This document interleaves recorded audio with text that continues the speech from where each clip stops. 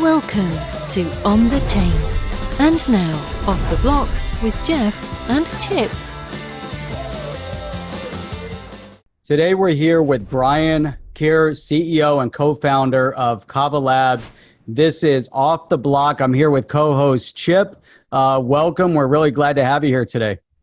Yeah, thanks for having me. I'm really happy to be here and talk about all the cool things going on. That's awesome. So today what we're going to do, we want to learn about Kava Labs. We want to talk a little bit about your token launch. I think that's coming up here in a couple days on Bitrue. We also want to talk a little bit about your journey getting to the point when you were actually founding Kava Labs. So, but before we get into that, I want to kind of break the ice a little bit and bring up some things that people might not really know about you. And let's start with one of the little facts that you're actually a certified speed reader. Was that 1,500 words per minute? I don't know what it would be now. I think you found that on my LinkedIn or something, and I put that probably around 2008. I'm guessing. I don't really remember the year, but okay. In high school, I ended up taking a class, and they taught me a series of techniques. It was funded by my grandma. Maybe one of the most valuable things she ever gave me. It was like $1,500. But they go through a series of things where you increase your eye movement, and then over time you build the ability to actually understand what you're reading. And it became a really nice tool. And what's really interesting about speed reading that a lot of people don't know is once you get to a certain level, the enhancements of reading actually don't come from reading.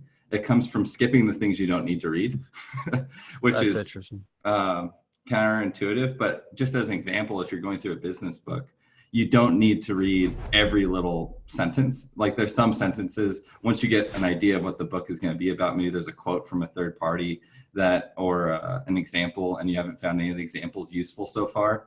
Often it's better just to skip that or skim over it very quickly and make sure there's nothing valuable there, and then just move on to the next thing. So there's just like a lot of things like that have been internalized with me over time, and it's been super valuable. Crypto is the industry where I probably have applied that the most. You just have to digest so much in terms of news. I have about 500 different Telegram messages I wake up to every day, which I'm not thankful for, but I have to go through, random people who want to work with us, their community teams. And, starting a software company, I never thought that was going to be a big part of my role, but reading fast has become really helpful. Does that work on contracts? Because I have to read a lot of contracts, and that's always kind of a weird thing. So, especially in contracts, because they're dry and they're very obvious, usually, on what the substance is. Gotcha. Yeah, because contracts take a little. Sometimes there's a lot of throwaway words there too, but you never really know. It's always something, right? Well, you can still. The premise of speed reading is you're actually reading, and you want to enhance your recall of what you've read, so you understand the context of it really well.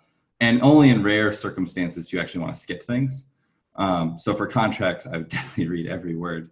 You don't want to miss a keyword that might change the nature of the contract. I got to believe, like you're saying, from a tech perspective, reading through white papers and being able to get to the point, I could see where that would definitely come in handy. People are just typically not very good at saying what they mean. They have a really roundabout way. They write with a lot of fluff, a lot of extra words, a lot of color. And that's great for fiction. It's not so great for a white paper. Right.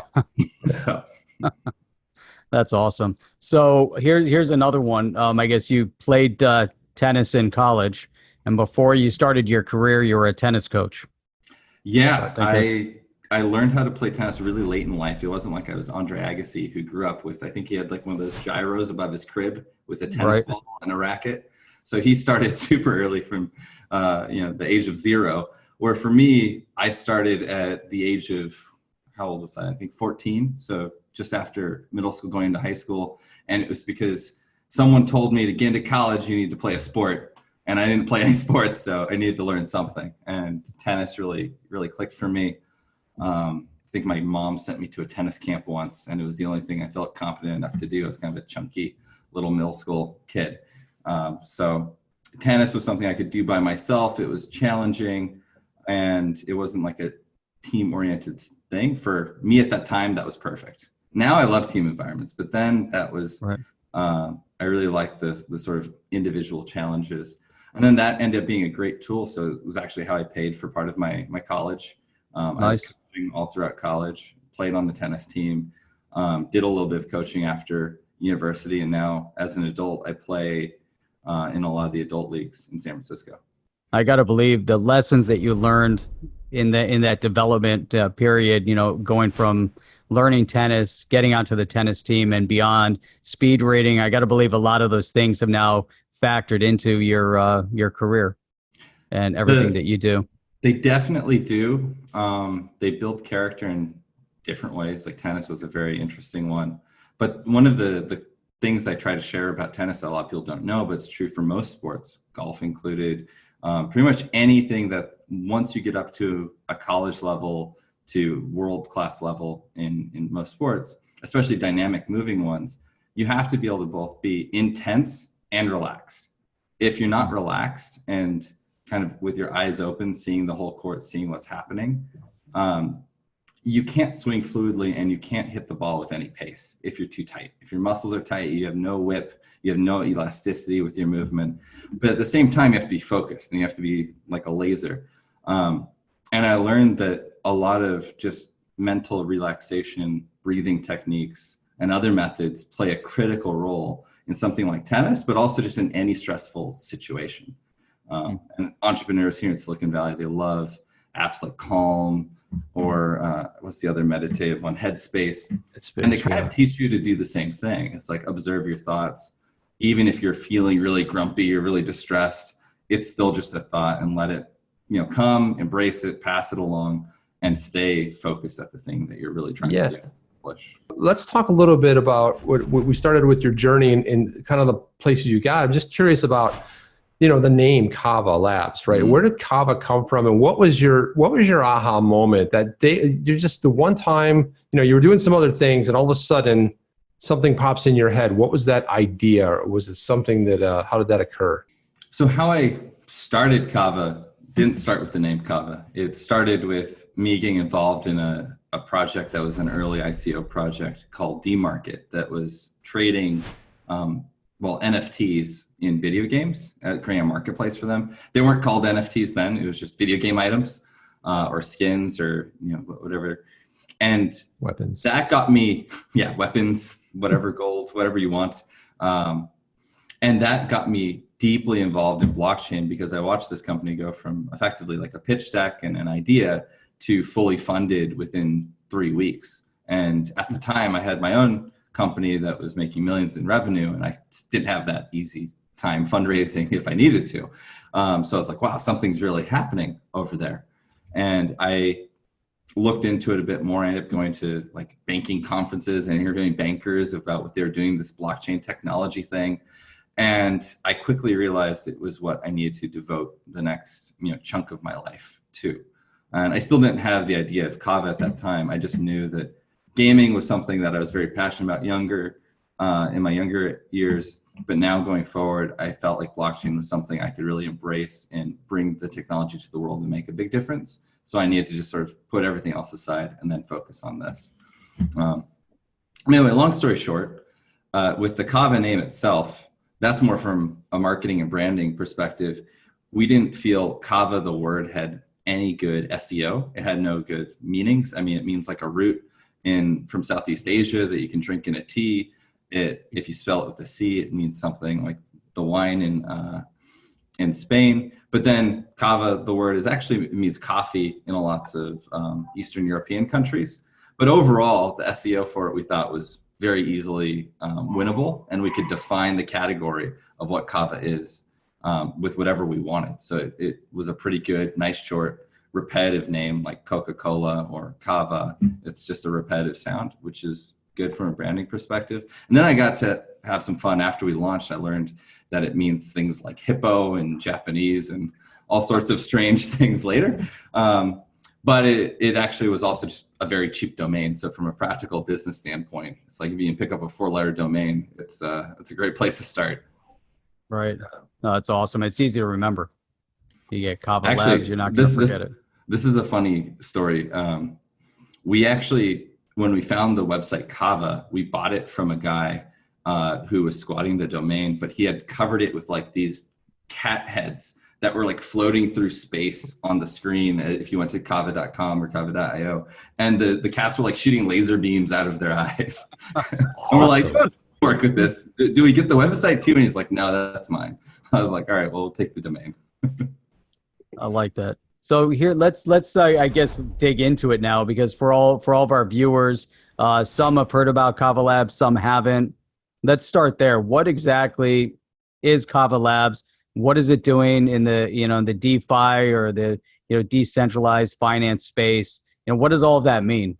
Yeah. So what is DeFi? Let's start there, since we call ourselves a DeFi platform for crypto. DeFi, or decentralized finance, is democratizing all the financial services we have today. And I bucket them in kind of big categories of, there's custody. So let me put my funds someplace safe so I don't have to put it under my mattress to save. There's stores of value. Is this asset that I'm holding, whether it's crypto or a dollar or Turkish lira, is it going to maintain value? So I can be pretty sure that if I hold on to it, it's going to maintain that. I can still buy the same amount of milk or whatever it is with it in the future. The third is loans or credit. So if a person needs to get an extension on the amount of capital that they have today, whether it's to fund a small business idea, to take a levered position on the market, or many other use cases, do they have access to that? And then the last one is kind of like the more airy-fairy part of the financial industry that only kind of Wall Street has gotten a good grasp on so far, but that's in the derivatives market. So things like having options, hyper leverage products, being able to short and hedge various positions using financial instruments. DeFi is pretty much encompassing all of that. And what we're focused on Kava is really providing the very baseline that we feel is needed to kickstart all of that for the crypto industry.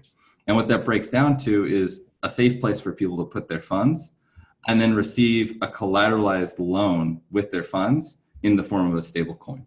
And Kava is doing that for the major assets like Bitcoin, XRP, Atom, and BNB to start, but it's a generalized platform which can do that for any crypto asset in the future. So let's get into that a little bit further. I think that was a lot of words. That's definitely a lot of words. Yeah. So I guess here's a good place to start. You're bringing a lot to the table here. Is this a platform for consumers, or is it more a platform for the backbone of enterprise, that's getting into the space? That's a great question. Maybe let's take a step back, and what I'll couch this in is today, for where crypto is today, the primary use cases of crypto is in trading the crypto assets and speculating on them. And what Kava is building right now for today's market is a tool set for traders to better trade. It allows them an easy access way to take a levered position on an asset, or an easy way to hedge an asset while still making a return through an interest-bearing stable asset that we call USDX. So those are the two main use cases. I have some crypto assets like BTC.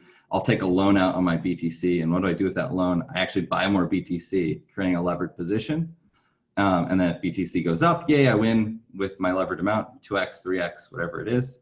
And then if I think BTC is too high and want to take hedge that position, I'll put everything into the stable coin USDX, and I'll receive a nice interest rate, or like a savings account effectively. So if I have $1,000 today, by the time I'm ready to go back into BTC, I might have earned 1 or 2, 5% interest on it. Okay, that's an interesting follow-up then. As part of the solution, is the USDX then, is that your token? Is that what you're creating, or is it? Okay. So we have 2 tokens right now. There's the Kava token, which is a staking and governance token. In blockchain terms, it's the thing that makes the proof of stake system work. It secures the network, and everyone who holds the Kava token both gets to secure the network, validating transactions, but they also get to vote on all the key parameters of like, what assets are we going to support in the future? If we're voting on how much debt can be issued by the system, they have a say. It plays a critical role in that way. And then as the system of loans and interest paid on those loans grows, Kava is actually burned in that process. So as we get more users, as the collateral under management of Kava increases, more Kava is reduced in terms of the total supply numbers, impacting positively sort of the supply and demand dynamics of it.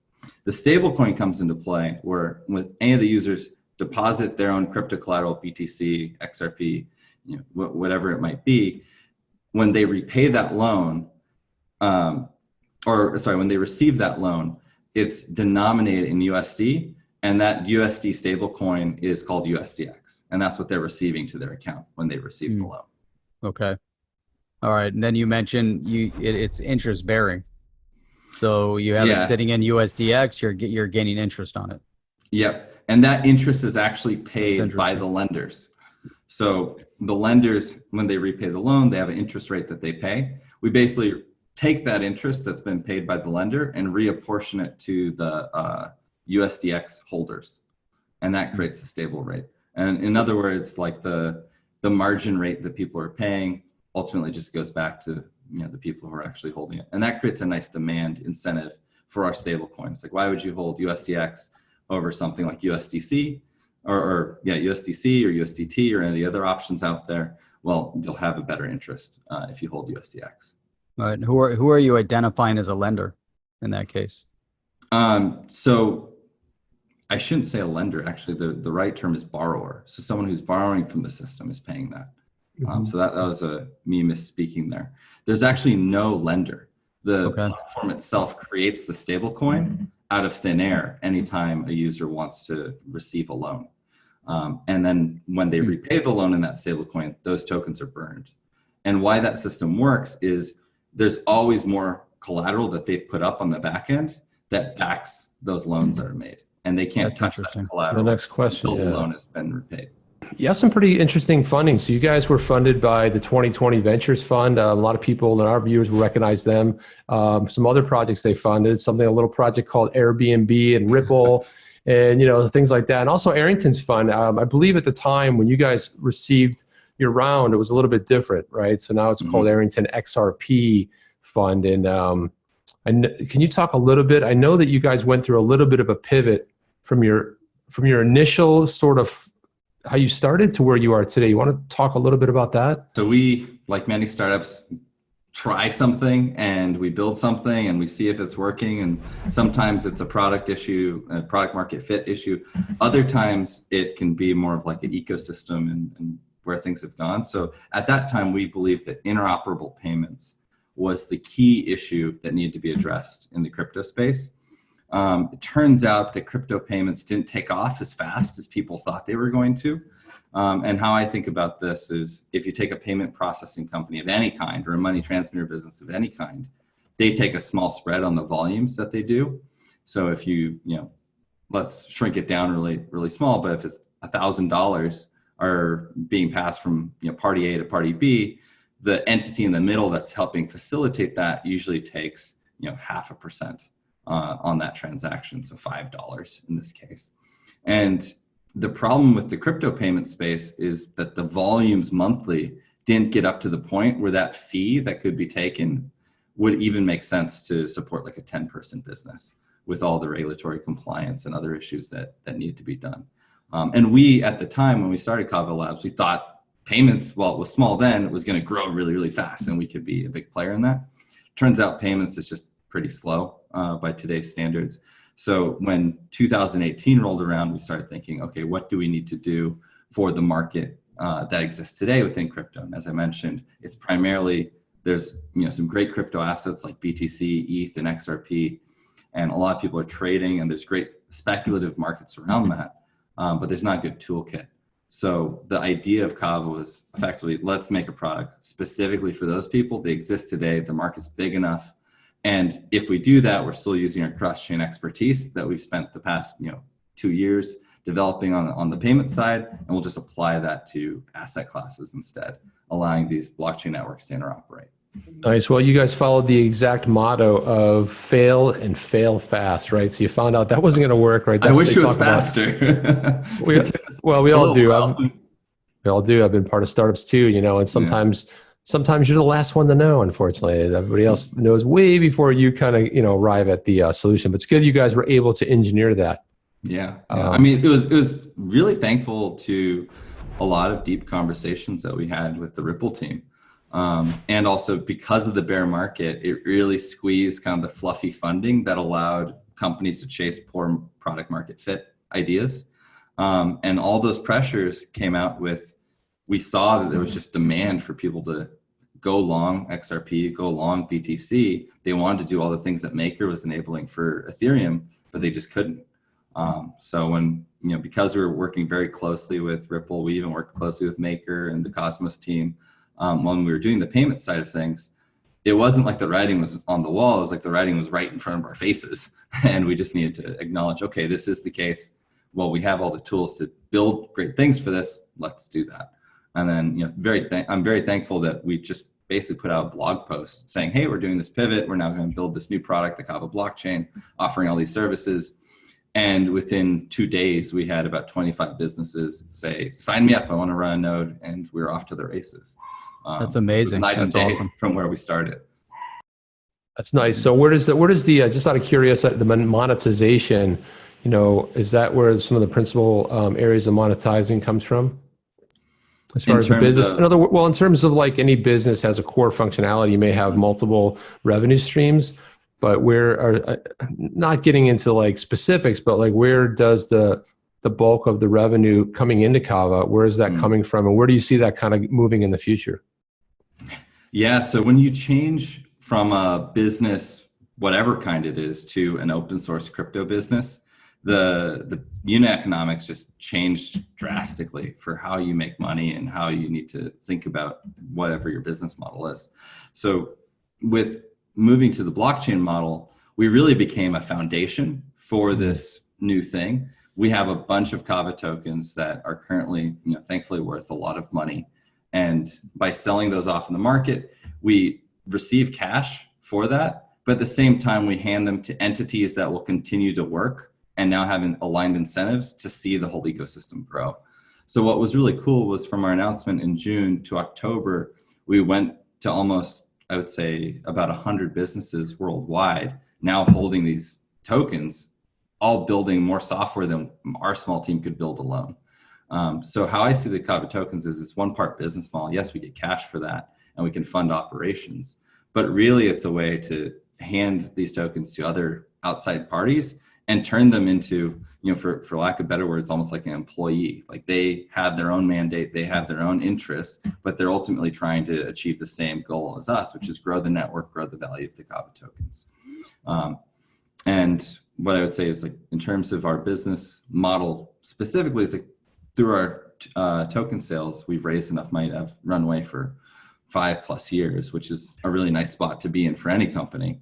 And there's a very liquid market for Kava tokens already out there, starting with Binance, where we did our IEO, to MXC, BitMax, and now Bitrue being the latest exchange that we're listing on. It creates a really nice, healthy dynamic where we're operating much more like a public company that has stock, where they can buy back that stock, they can sell stock into the market, raise capital when they need to. It becomes a really nice sort of business model to operate around. Nice. So can you talk a little bit about your listing coming up on Bitrue and how that kind of came about? Did they reach out to you? Did you guys kind of ping them, or how did that kind of work?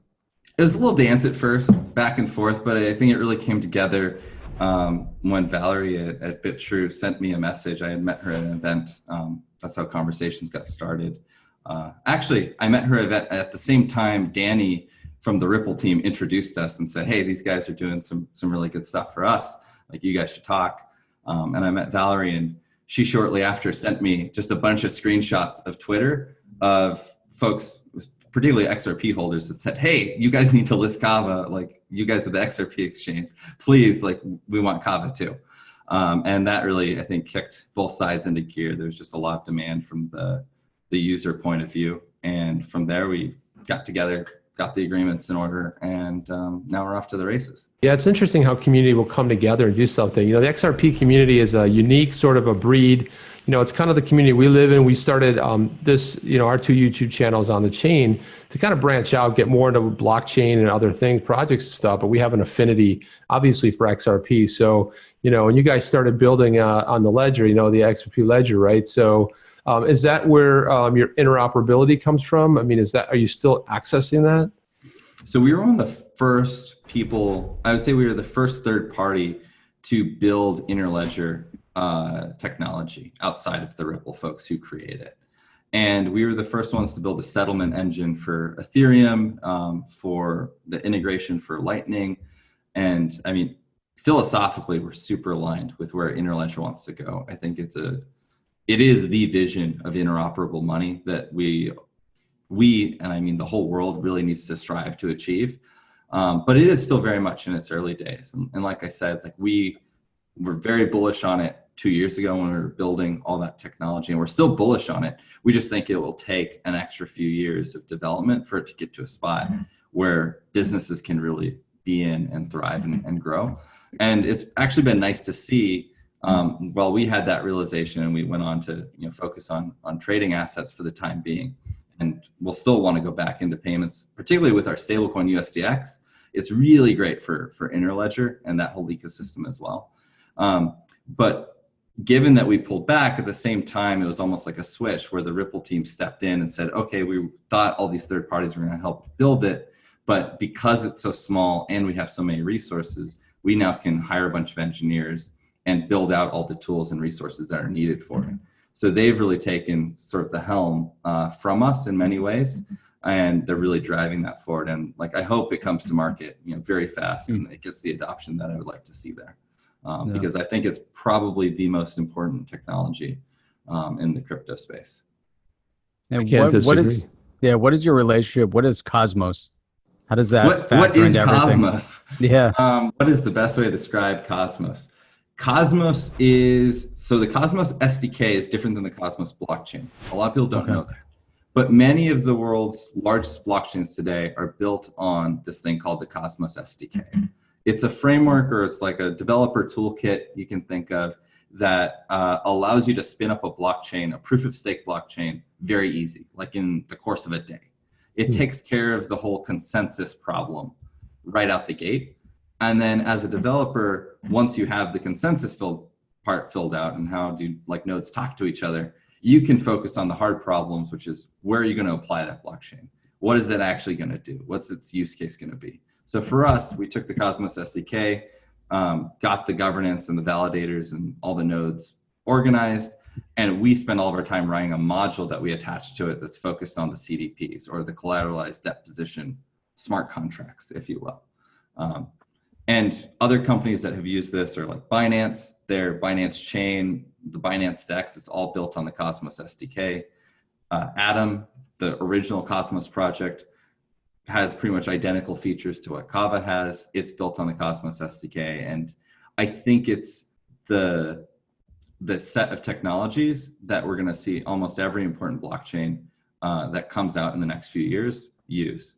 And what's a really nice side effect of it is, because everyone's using the same technology set, if one person, say if Binance develops a new cool thing, we can quickly just copy it because it's open source and adopt it to ours, and vice versa. So all these blockchains are just rapidly iterating and growing while working on different problems. They're all sharing kind of in the knowledge set because it's all open source, which is really cool. Yeah, definitely makes a lot of sense. I like the kind of where you're going with that.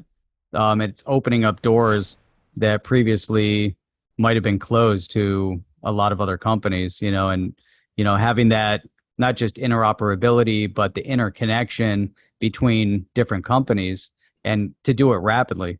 I think that's an amazing point, because the most difficult part is we see, even just to relate it back to a consumer looking for updates on their iPhone or their Android phone, we see how long it takes to roll things out. They might, like, it's more maybe with Android than with Apple, because the update comes out until it goes to all the carriers, all the phone manufacturers.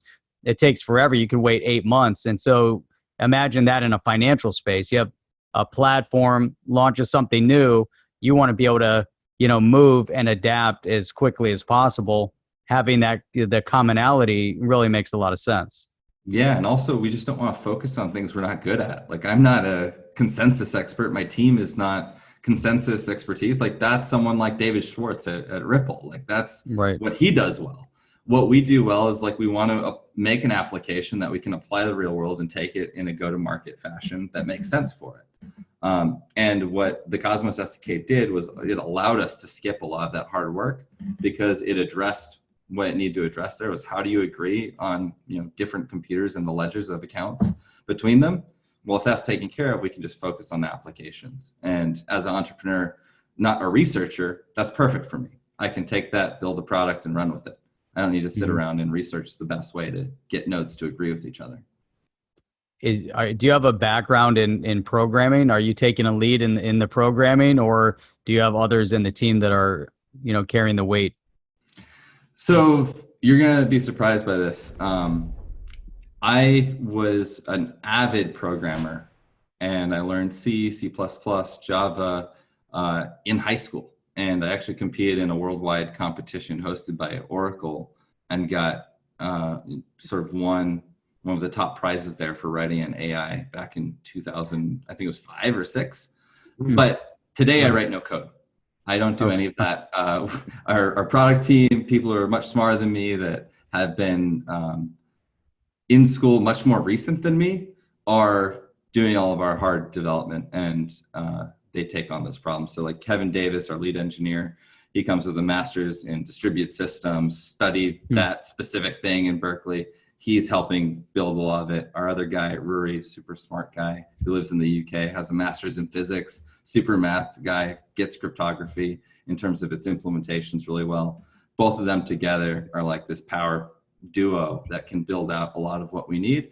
And then we have a number of other engineers that are kind of helping around the edges outside the core things that we're building here. But thankfully, I don't. I try. And I think some part growing up, maybe it was the speed reading, maybe it was the test, maybe it was the girls, I don't know, but it got me distracted from coding. And I just really enjoy interacting with other people and finding out how we can create value together. And the business aspect. Yeah. When you're running a business, someone has to be making those business decisions on a daily basis, and also the direction. So when you started growing your team, how did you start doing that? You put an ad in Craigslist. It's like, hey man, we're looking for some top. I mean, what do you do? Do you or is it like word of mouth where somebody knows somebody and then they know somebody and it's kind of a chain, like a personal chain? How did that come to be? Because you put together a pretty solid team here. It didn't look solid in the beginning. I'll put it there. Okay. We were in a pretty fortunate spot. I was coming from a successful company previously. My co-founder Scott had a successful company, and he was a professional poker player before that. So we were able to fund a lot of the early days where we were scrounging for what our business proposition was. We were able to fund all that kind of out of our pocket, where not everyone's going to be in sort of the same fortunate spot to be lost for a year and figure out what to do. Right. But with that aside, we did find a really good team, and I'm really happy where we ended up. But I think a lot of it was because we did have that time to work with some of the best in the industry for almost 2 years before coming to what we're doing now. Because then people from Ripple, people from Maker, from all the crypto sphere actually, that knew of our work, knew that we were doing good work, and we've been doing that for some time. So when we announced that we have a project, we have more open roles, I think it was an easier decision for people to say, okay, I want to join that startup thing. They have credibility, they know what they're doing, they seem like they're working on something important. Whereas if I was a brand new startup and I put up an ad on AngelList or Craigslist and I said, hey, I got a couch for sale, people are like, I don't want that couch. I don't want to sit there. No, thank you. So it just depends. And yeah, I actually attribute a lot of our success to we've just been in the space for a long time, and people have known us to be not sort of the scammy ICO people. We could have done like 5 ICOs if that was our goal. We wanted to have the right ideas for what we're doing. So when we started down this path, we just had tremendous support from all around the ecosystem. We can kind of go through some wrap up. I think would be a great opportunity right now. If there's anything that you want to throw out there that we might not have hit on that you would like the viewers to know about? It seems like you're really, you're in a position where you're going to make some big changes to this industry. I definitely see that. Yeah, maybe I can just paint a picture of where we are today, because That'd be great. It sounds very grand, but there's always, actionable steps that we have to go. So I guess most pressing, this week we actually got both integrated onto Trust Wallet, which is one of the world's most used wallets, supported by Binance. They support in-app staking, which is like just a great user experience. But importantly, they also integrated MoonPay, which built support for Kava, so people can just purchase Kava directly from their mobile app. So that was a cool win for us recently. This week on Valentine's Day, deposits start for Bitrue's exchange, and then the following on February 17th, that's when trading begins. So that's also a very exciting time. I think the XRP market specifically has a good relationship with Bitrue, and they're also very core and dear to us. So I think that's just a great partnership for us going forward. And then going into March, we're moving our CDP testnet into the mainnet version. So our blockchain's been on mainnet for a while, but the very first deposits and issuance of real USDX will start in March. And then once that happens, it's really going to be off to the races. And we're going to run a series of promotional campaigns and incentives for anyone who has BTC, XRP, BNB. If they're participating, I'm just going to say it's going to be a very good time to try out DeFi if you have not yet. Right. I want to really thank you for coming on. It's been time well spent. I know for both Chip and I, to gain a good understanding of what you guys are doing over there, as well as all of our viewers. Sure we'll get a lot out of this conversation. Chip, anything that you want to add to the? I just want to say congratulations on your listing on Bitrue. I think that's pretty big. The XRP community also knows about Kava too. You guys have made, I've seen you in different places, and I think it's great. I think you guys have been, there's an affinity of love for Kava Labs in the community, right? You guys come up, you get stuff retweeted. So even though you guys have your own token, I think there's a lot of sort of overlap, which is, I find it really nice. So it's really fantastic that Jeff and I had an opportunity to spend a little time with you, learn a little bit about you. I mean, we could have dug deeper into the tennis thing, Max. I want to see how, what do you got? How's your backhand? Do you need that second serve to, do you kill it on that first one? You know what I mean? But it's really great learning some stuff about you. And we're just really happy to have you come on. So, thank you for taking a little bit of time out of your amazing, deadlines and everything else you have going on. No, thank you guys. It's been my pleasure. Thank you, Jeff. Thank you, Chip. I love to do this anytime. You need a weird guest star to show up. I'm happy to come next time talk about any type of DeFi. It could be about my excellent volleys and overheads, whatever you like. I really enjoy the conversations with you guys. Yeah, that's great, man. Appreciate that, and we'll definitely reach out to you again in the near future. With that, to all of our viewers out there, just a quick reminder. Are there any specific websites other than Kava you want to direct them to with all the rollouts, everything going on? Anything specific? Yeah, so I guess the big one coming up this weekend is, of course, just bitrue.com for the new venue to trade. But to learn more about Kava, there's Kava, Kava.io, this name.io. And then on Telegram, we have t.me/Kava Labs. That's our official Telegram group. So feel free to join that if you want to join our community and follow all the latest news. And I'll also say, if you're watching this on YouTube, or you may be watching this or listening somewhere else, but I'll tell you also down in the description too, we have a couple different links. We'll have the Kava.io site listed, also the Telegram, and the rollout on Bitrue, the announcement, and we'll have a whole flurry of different things. And you can also follow Brian on Twitter. We'll have his Twitter down there, so you can go follow him and keep tabs on what's going on with the project and the team. And probably should throw your Medium blog in there too, because that's also another good read for updates to find out what's going on with the project. And if you want to learn more about On the Chain, onthechain.io, you see all the contributors, all the fun that happens here. And that's it. I just want to thank you so much for coming on. So take care. Take care, guys. Thank you so much. Awesome. All right. Thanks, Brian. All right. Bye. Are you down with OTC? Please like, subscribe, and click the bell to be notified when the next video drops.